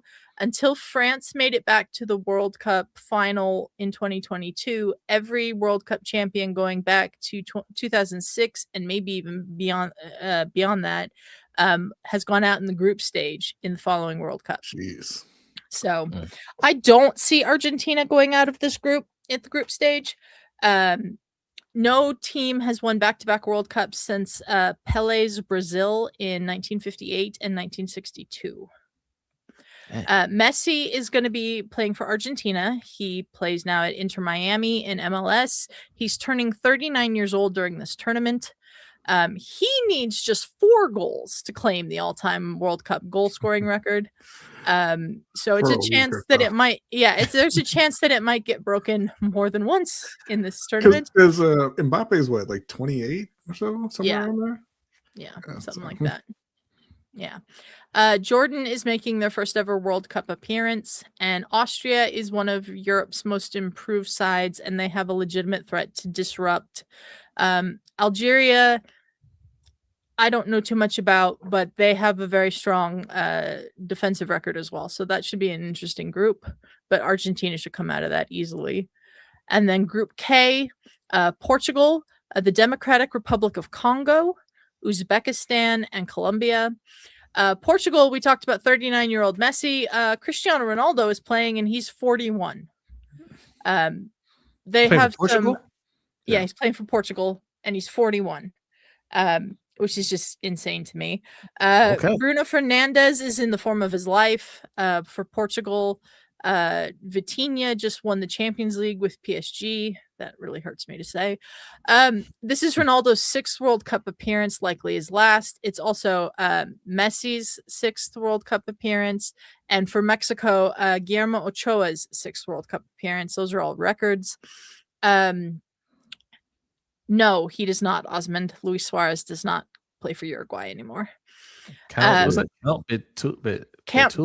Baitula, like Dracula, Luis Suarez has a history, including in a World Cup prior to this, biting an opponent and getting kicked out of games. He has done this repeatedly. He did it when he played for Liverpool. He did it for Uruguay. I think he did it even for Inter Miami. It's pretty crazy. Colombia is the most dangerous wild card in this particular group, Group K, powered by Luis Diaz, who plays at Bayern Munich, and Uzbekistan is making their first ever World Cup appearance. And then Group L, the final group, England, Croatia, Ghana, and Panama. Harry Kane for England scored 61 goals in about 50 games for Bayern Munich this year. He plays alongside Jude Bellingham for England, who's one of the best young players on the planet, if not the best young midfielder on the planet. England has a genuine threat to be maybe ending their 60-year title drought. They haven't won the World Cup since 1966. Luka Modric is still playing for Croatia. He's 40 years old now. This is almost certainly his final World Cup as well. He led Croatia to the 2018 final. Not sure how the Croatians are going to do this time around, though, because there is a lot of age in that squad. Ghana has a very young squad, but they're always good at World Cups. And Panama is making only their 2nd World Cup appearance. England should navigate that group pretty comfortably, but anything can happen in a World Cup. If you were to ask me for the favorites, it's probably Spain, France, England, Argentina, and I don't really know beyond that. And then USA? Okay. I will say this. The US team has gotten a lot better than they were. But I don't think they're going to make it beyond like the quarterfinals. And quarterfinals is kind of iffy. It depends on who all they end up facing in the round of 32 and a potential round of 16. We're not good enough to start winning this yet because most of our best athletes go to the NFL or go NBA basketball or some of them to baseball. Yeah. There's a real opportunity here for this to catch the imagination of some young kids in this country who decide they want to play soccer instead. Right. They'll definitely finish in the top 48. I kind of got kicked out while you were talking about it. Did you mention Yamal for Spain? Yeah, Lamine Yamal, 18 years old for Spain. He's one of the best young players in the world. He's been playing for Spain since he was 16. Maybe even 15. I don't remember his age exactly when he started playing for Spain. He's a superstar for Barcelona. He's a superstar for Spain, and this is going to be his World Cup debut. Yeah, very interested to see him. I obviously want to see Norway. Love Holland, Erling, and the way that people just kind of climb up him and can't do anything with him. But favorites aside, if you had to pick the winner today, who would you pick? Spain. Wow. Spain. I think it'll be Spain. Was Brazil in your top five? Brazil's interesting because they have a lot of really good players in their squad, but there are a lot of aging players in the squad too. And they brought Neymar, and I don't even know if Neymar is going to be fit to play. And it's kind of like one of those things where you just don't know. They also have Carlos Ancelotti as their manager, and he's a legendary manager, but in the club level and the international game and the club game are very, very different. Okay. So I'm not sure what all he's going to be able to do with Brazil. It will be interesting to see Brazil in this tournament for sure. All right. Well, thank you very much for the oversight there. We're going to have Adelia back every week to do updates and kind of summaries of what's going on in the World Cup. Because, again, the biggest event in the world, if you're not watching it, you need to. Even if you don't like soccer, you think, oh, man, it's boring, I don't like that, whatever, you will be captivated by watching these games. It's an incredible sporting event. And if you're just into competition, you're into sports, you've got to watch. And I might clip this, you guys can use this as reference later when you want to be educated and you're talking to somebody, you can be like, yeah, Kylian Mbappe, he's gonna break that record. If anybody wants a more in-depth thing, Ferris and I did almost 4 hours on the 12 groups combined in 2 episodes of Starting 11 over on Good Friends Better Rivals. Yes, there you go. Check it out. Right. Are y'all gonna be? I mean, I don't want to put any pressure on y'all. Are y'all gonna be doing any like watch-alongs or anything? Yes, we're going to be doing a lot of watch-alongs starting tomorrow with both games. All right, there you go. Check it out. Good Friends, Better Rivals. Thank you, Adelia. Thanks, guys. You. All right. Yes. And look, we have some adults here. Okay, we have a mature audience that hung out and said, yes, let's get educated on some world football. All right. And I promise you're going to be very thankful for it because you're going to watch. Everybody's going to watch. Everybody says that Americans, we always say, soccer, we don't care about that. You are going to watch. I promise you. And once you got it on, you're going to keep it on. You're going to be intrigued and you go on what's going on. But now you know. Because it's like the Olympics, right? You don't care about track. Not really. You don't care about swimming and diving and all that. But when it's the Olympics, when it's the world stage and it's your best against everybody else's best, you can't help but watch. This is like that, except the event is better. Like the actual sport, the games, the matches are better than what you're watching in the Olympics, at least in my opinion. And like y'all mentioned before, the crowds are outstanding. They got rid of the vuvuzelas. That was incredibly annoying. Those aren't allowed anymore. So now it's just pure entertainment. I enjoyed them. I think they were. I think they were. Annoying, yes.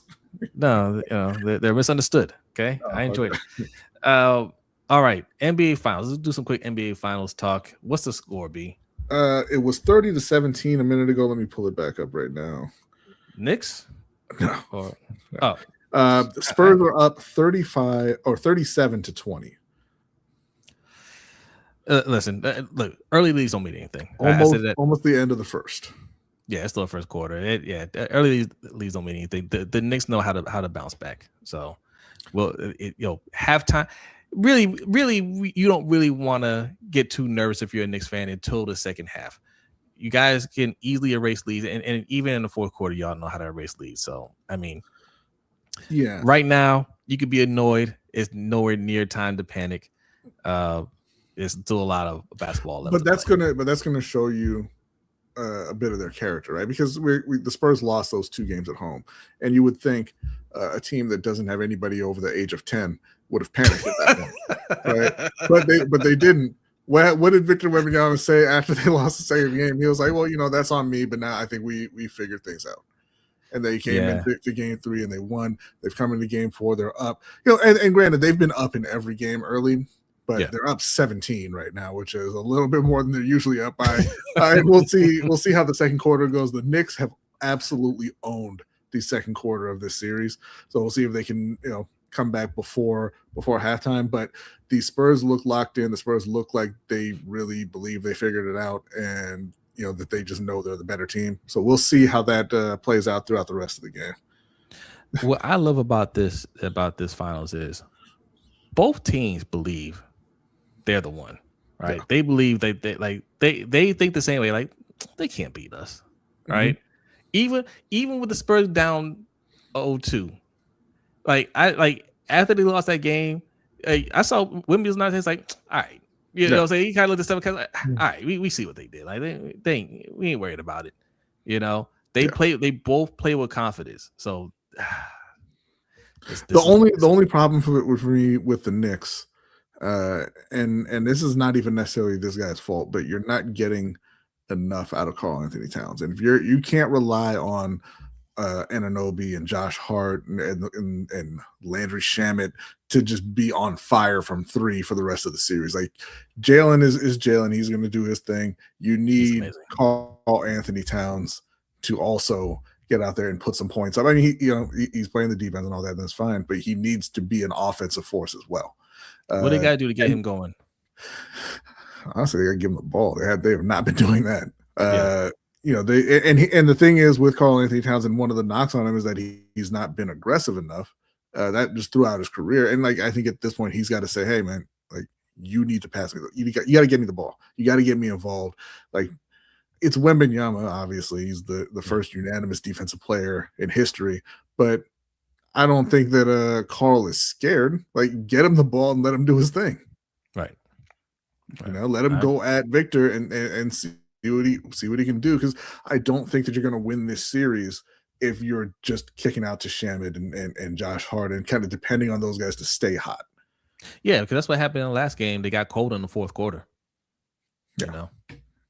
Rainmaker was good. It says, "What's up, Jose and B? This game will be close, but the Spurs just may have solved the puzzle."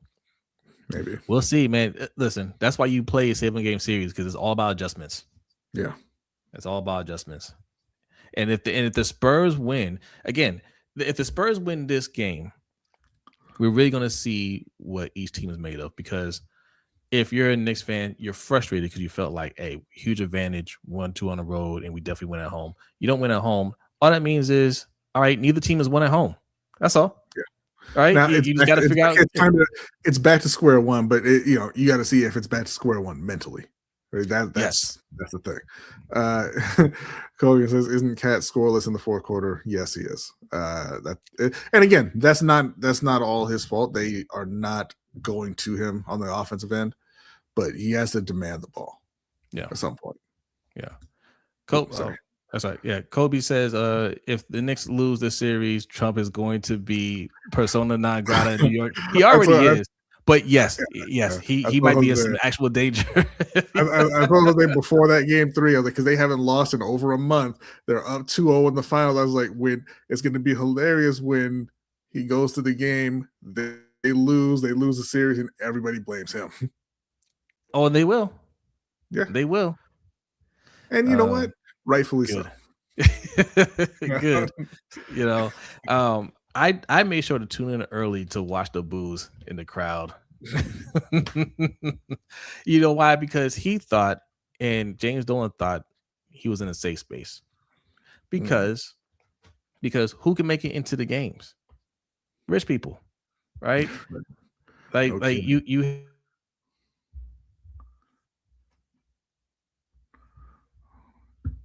Rich people won't boo me, but rich people hate you too, bro. Everybody hates you. The get-in price, the lowest price you can pay to get into the games was like $4,000, somewhere around there. Yeah, and that's where your head is touching the ceiling. I went to and they sell tickets like that, because I remember when I was stationed in San Antonio, I went to a Spurs game. We military got like these discounted tickets, and they to one of the games it was like a $5 41-22 in the first. Hold on. Hold on a second. Brother, what's that? What's that, brother?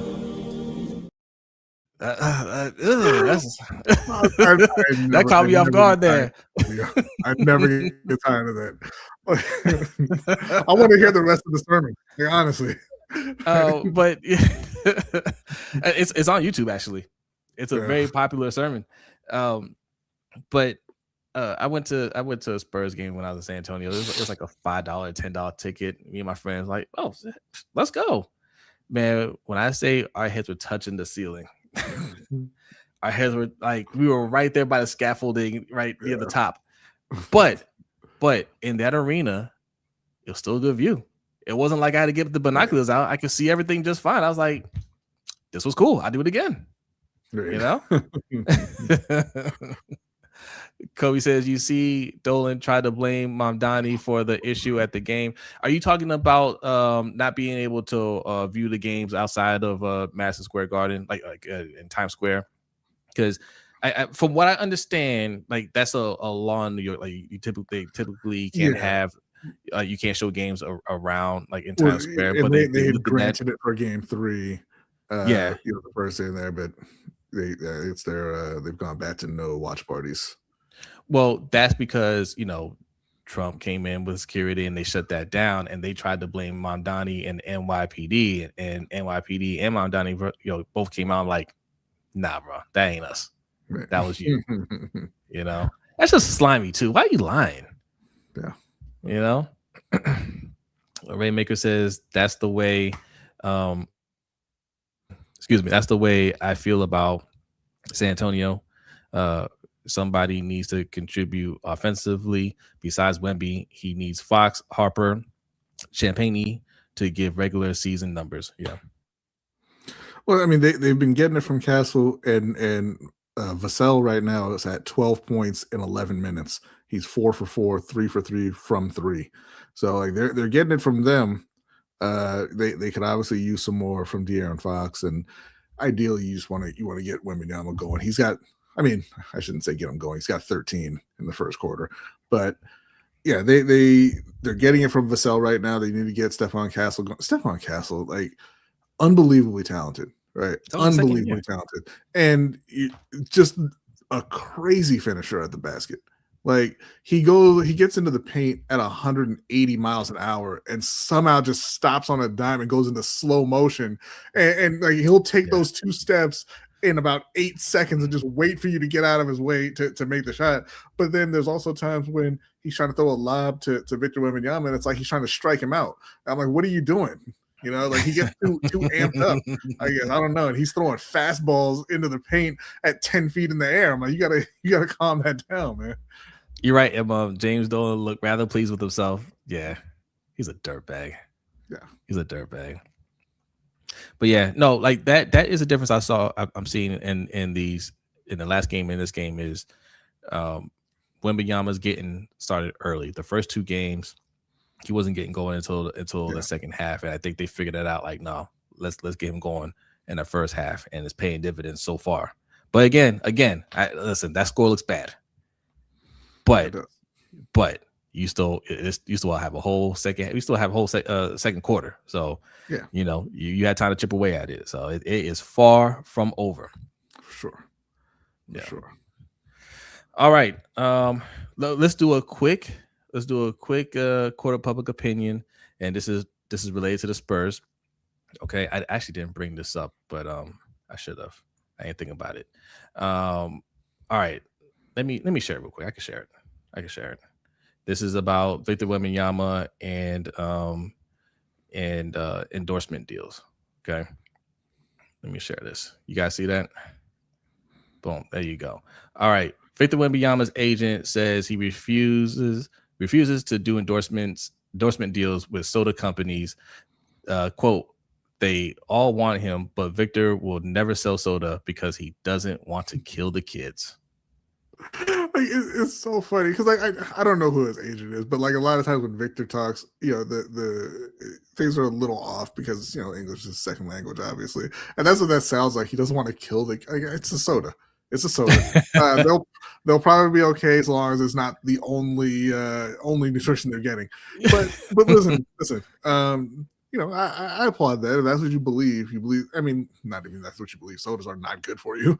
It's a can of acid. I don't know why we all got so comfortable drinking it. But if you wake up and you say, I don't want to sell things that are harmful to my fans, to people who might watch this and buy it because of me, then I think that's a noble thing.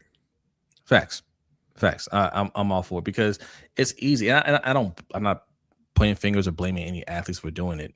Sprite comes and throws a bag at you to promote something that you drank as a kid. You know, you don't see anything wrong with it. Everybody drinks it, but it's nice to see athletes say, hey, I'm gonna draw a line. I'm gonna make money. I don't need to make money from there. I could sell something else to you or whatever. He tries to be a little bit more self-conscious with his decisions because I don't expect athletes to be perfect, right? I don't expect them to know everything about everything because you're focused on your craft, you're focused on your sport or whatever. But I see some of these athletes, even LeBron, even Steph, they get in bed with some shady people, and I'm just like, I know you know better. Because right? at a certain point, like with a lot of people, and particularly in this country, all you see is dollar signs. Yes. And that's why I say, man, there needs to be a cap on. Thank you, Adelia. She says, Wemby's agents are Bona Nidaye and Jeremy Medjana of the French agency Comp Sports. So that might be a mistranslation or something. Yeah. Okay, I get it. Yeah. Medjana is the one who made the comment. Gotcha. But it's probably along the lines of what we're saying. He doesn't want to sell sugary drinks to the youth. You know what I mean? Yeah. Shug says LBHT is in bed with the Galaxy Geeks. Is the rumor around the campfire. Shout out to our friends, the Galaxy Geeks. Okay. We've never met them in our lives, but shout out to them. What's good, Shug? Thanks for coming through. So dead presidents can't represent me. That's what Jay said.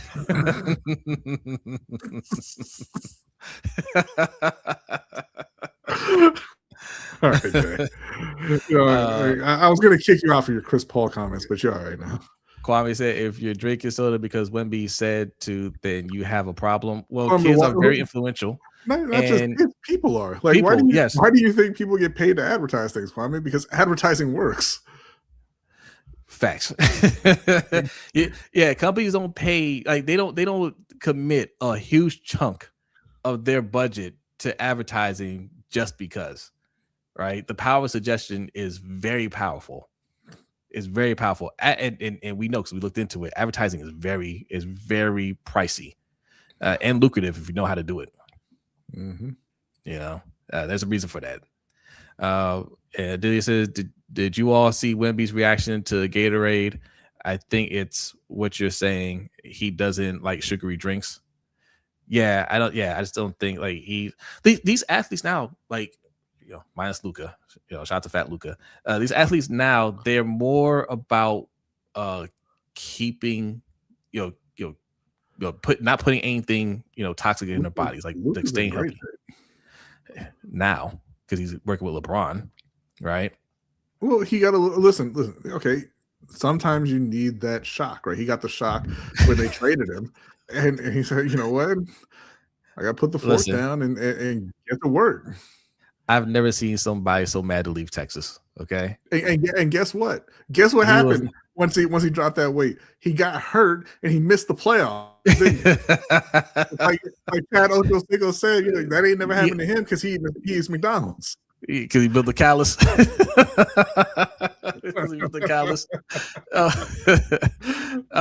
No, I think these players now, like they do a much better job of taking care of their bodies, and they're very self-conscious about what they consume. Right? Like, yes, LeBron will sell you Sprite. LeBron probably never had a Sprite since high school. Right. You know what I'm saying? Like a lot of these athletes, will sell you things that they wouldn't dare touch today. Okay. Which is why athletes across all sports can play much later than they could before. Like, there was a time, and I am ashamed to admit that I remember this. I watched it when man, you hit 33 and people start side eyeing you, like it's like, oh, when's that clip coming? When's that clip coming? And now, people are playing till they're 40 and still playing at a high level.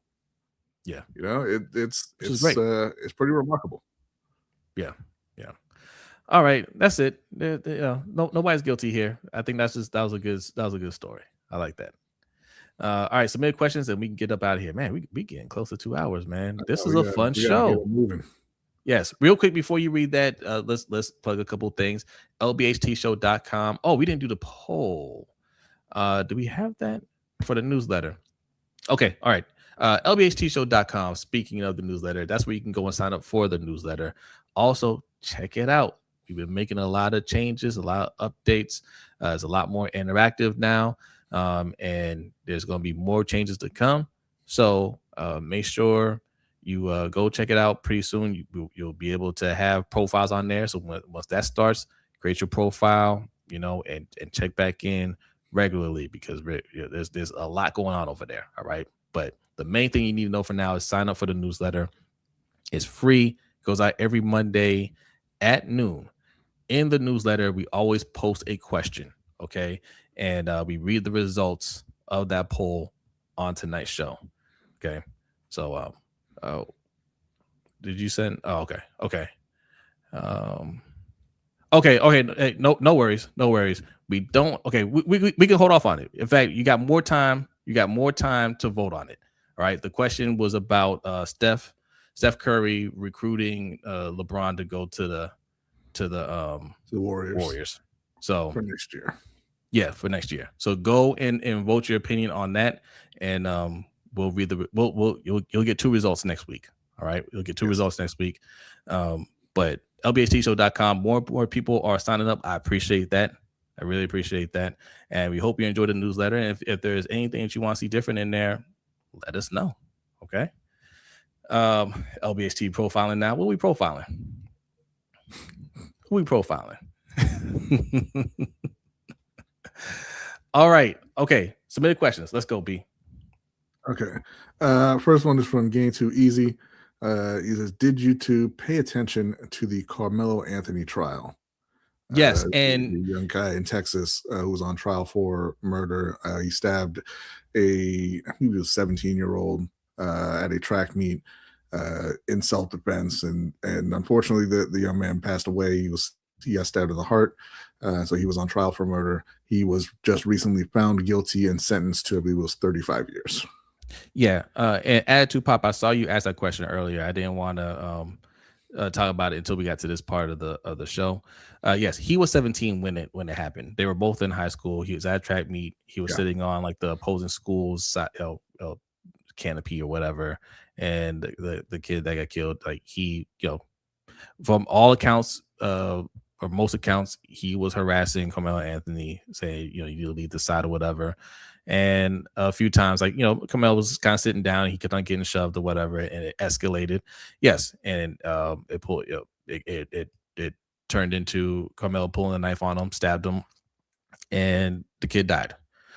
And listen, I just don't agree with that guilty verdict in a state like Texas, where you have stand your ground laws. And listen, the reality is this, and everybody knows this: stand your ground laws do not apply to Black people. Yeah, they don't. This is not the first time we've seen that. It's not the first time we've seen this. We saw this with Trayvon Martin, right, in Florida, where he was chased. And got into a fight and got shot, and Zimmerman got off on stand your ground.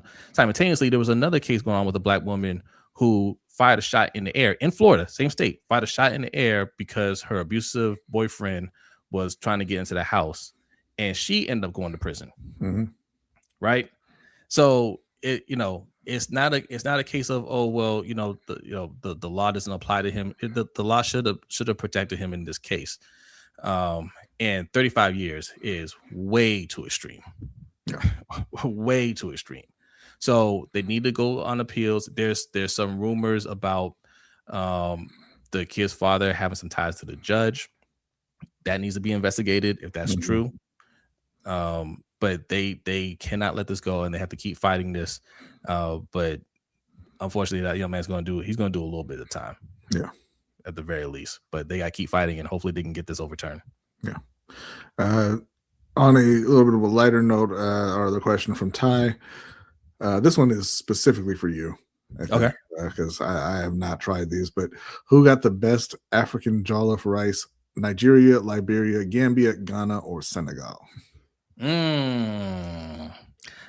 I love jollof rice. That to be full disclosure, I've only really had Nigerian jollof rice because I have a couple of Nigerian friends, and they've treated me like family.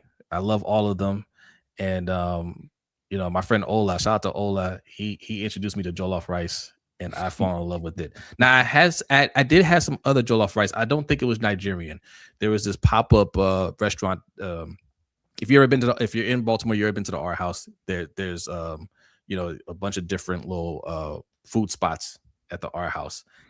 On the end in the corner, there's a spot for pop-up restaurants. So pop-up things show up there all the time.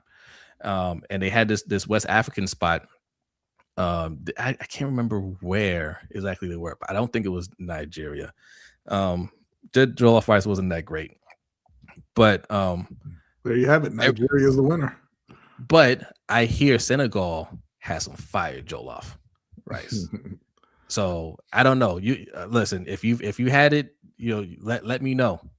Suge says Nigeria, duh. My people make it bomb. Yes, Suge's people, because Suge is of African descent. There is the proof right there. Yes. But that is it for the submitted questions. Score update with just under 7 minutes left. Spurs 59, Knicks 34. So it's getting worse. All right. Well, we'll see you in San Antonio. Okay. His Cat's got three fouls already. Yeah, he's only taken 2 shots. He's got 6 points, so that's not a winning formula for them. But the Spurs are shooting 64% from the field and 61% from 3. So that is a winning formula. Listen, again, if the Knicks drop this one, it's just 2-2.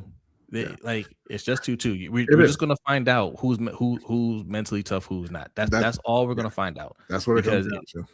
Like, you could be, if you're a Knicks fan, yes, it's frustrating. I would be frustrated, but 2-2 is 0-0. Like it is, except if you let it get in your head, and they can't let it get in their head. Yep. Like you said, it's just back to square one, but it's not gonna feel like that. No. Certainly not for Knicks fans. Hopefully, the players can kind of brush it off and get ready for Game 5. I mean, this game's not over, obviously, but if they go on to lose this game, they can just kind of brush it off and get ready for Game 5. But if you go up 2-0 on the road, you're riding high, and then if you lose your 2-0, because you assume that you're at least going to get the 1 at home, right? Yeah. Maybe they come out, and because they're playing for their season at that point, maybe they get 1, but you expect to split at least. Yeah. And have a commanding 3-1 lead. So if it drops back down to 2-2, that's where the doubt starts to creep in. But I'll say this though: if you're the Spurs, you finish this game strong. You're looking at it saying it should be 3-1. Yeah, and you're probably looking at it like Milwaukee and Phoenix from a few years ago, where Phoenix went up 2-0 and Milwaukee won the next 4. That's what the Spurs are going to be thinking. Yeah. So, but especially going back home for Game 5, it's listen. The Knicks have proven they can win. Mm-hmm. They've proven it. Now, it's a mental thing. Can you overcome this and go in San Antonio and take care of business? Come back to the Garden and handle business. That's what it comes down to. We're gonna find out. Yeah, but the other thing is, if they keep making their shots like that, it's not gonna matter. It's very frustrating if you're a fan of the team to just watch the shots just continue to go in regardless. You don't expect that every game, though. No, you absolutely don't. But that's what I was saying about like the Knicks role players, right? You can't expect them to keep shooting like that. You know, Yeah, so yeah, you yeah, need yeah. Brunson and Cat to carry you. Obviously, the Spurs aren't going to shoot like this for the rest of the season. But if you're watching Game 4 right now and you're like, man, we got to get this win, and they're shooting 60% from three, you're probably not in a great place mentally. Yeah. All right. Listen, we have a lot to discuss on the Overtime Show. Come check it out. Patreon.com/LBHTShow. Or if you're a channel member, that's where you can find us. For as little as $5 a month, you can join the discussion. All right. We got a few topics over there. We got Serena's back. She did a doubles match. She won. You got this Brandon Sorsby case has taken an ugly turn for college football, right? We're gonna get into that. We're gonna talk. We mentioned Steph Curry and LeBron James possibly squatting up. We're gonna dive into that. We got a few other stories, so come over, check it out. All right, Patreon.com/LBHTShow. You have anything else before we get out of here, B? That is it. All right, Adelia, are you ready? Adelia is ready. Everybody, listen. It's the quiet time of summer. Enjoy your summer. Spread the gospel of LBHT show. All right. Thank you all for hanging out with us. We're always going to give you content every week. So check back in. We will be here. All right. But Patreon members, channel members, get ready. The Overtime Show starts right now. Everybody else, have a great night, and we will see you next time. Peace.